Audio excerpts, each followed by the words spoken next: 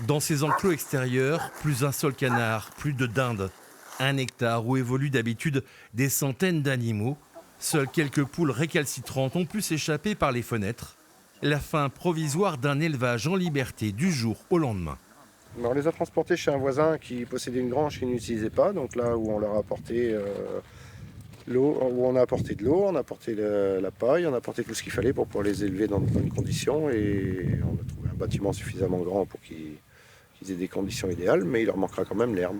En Charente, 160 professionnels sont concernés, les particuliers aussi.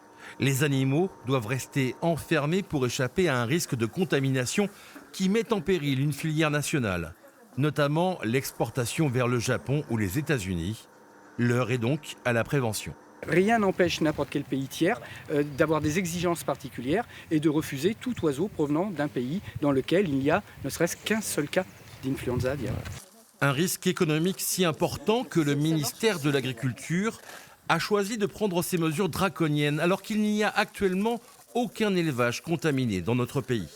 On a des pays européens frontaliers de la métropole qui aujourd'hui, eux, ont des foyers qui sont infectés. Et quand on le combine à l'aspect migratoire et tout le chemin migratoire, nous savons qu'aujourd'hui, il y a une vulnérabilité qui existe. Des mesures qui vont également impacter des événements festifs comme la foire aux dindons de Varennes à la frontière de la Dordogne et de la Charente. Cette année, le 11 novembre, il faudra se priver du célèbre défilé de dindons dans les rues du village.